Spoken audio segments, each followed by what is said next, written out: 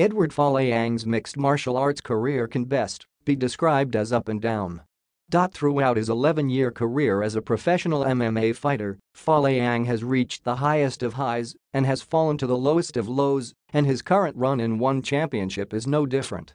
In 2016, following a run that saw him go 6-3 in the promotion, Folayang reached pinnacle of his career after dethroning Japanese MMA legend Shinya Aoki to become the one lightweight world champion.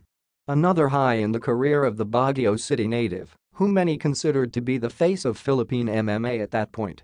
Then, a year later, as the trend in his career goes, Folayang was knocked off from his spot at the top and was sent crashing down courtesy of a right hand from Martin Nguyen. Just like that, Folayang was again in a valley. The 35-year-old is no stranger to adversity. He was able to rise back up in 2016, and now, he's done just that again. A little over a year after losing the belt to Nguyen in Manila, Folayang gets a shot at history, but more importantly, he gets a shot at redemption. At one Conquest of Champions in Manila, Folayang has the opportunity to become a two-time world champion when he meets Singapore's Amir Khan for the vacant one lightweight world champion. If Folayang pull it off, he becomes the first two-time one lightweight world champion in the promotion's history. If Folayang pulls it off, he recaptures the crown in the very same arena that he lost it in just 12 months prior. Siyempre masayang masaya ako, kasi it took me 1 year ulit para makabalik sa title picture and pinaghirapan naman natin, Folayang told ABS-CBN Sports. We faced two undefeated Russians and aging dominant name and young performance natin, and for sure, napaka exciting young magaging laban na ito, especially since tinalo ni Amir Khan young teammate natin na si Honorio Benario, so it will be a good fight for both of us. Folayang knows all too well how his career has gone, and the former Wushu standout says that, in order to be able to keep moving forward, one must not keep himself in the past.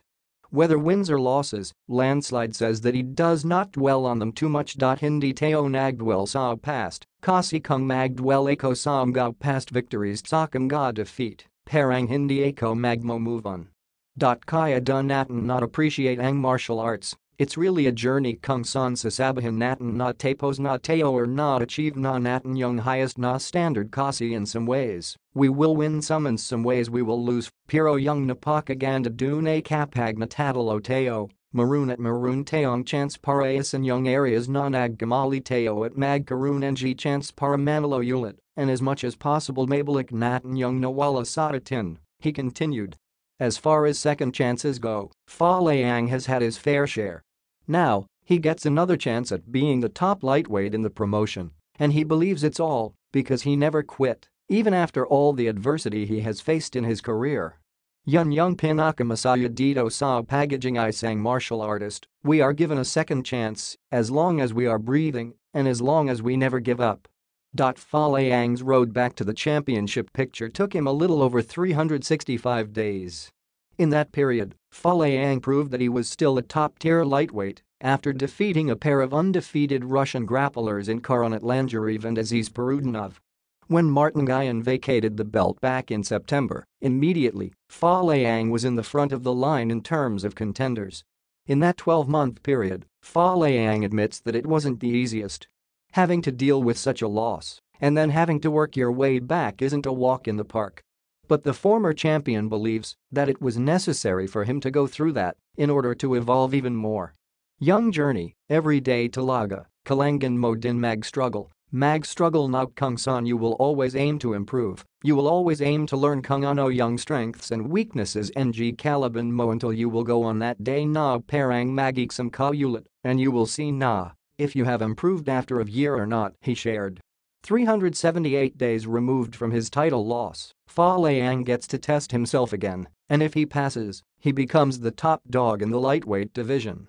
Young pinaka test ko ulit after losing that belt is this coming November 23, and I'm excited going into that battle again. Sana aging two-time world champion. Very rarely do fighters go undefeated in their professional careers, and they say that the true test of a champion is how he or she bounces back from adversity or defeat. Time and time again, Folayang has managed to bounce back. When people thought that he would never reach the top, he proved them wrong by becoming a champion. When people thought That he was done, he again proved them wrong by being where he is now. It's through these kinds of struggles, Folayang says, that one learns about himself. It's this kind of pressure that molds one to become a champion. I believe Nanakakachulong din yung mga setbacks, although as much as possible din, ayon natin ganon, he said.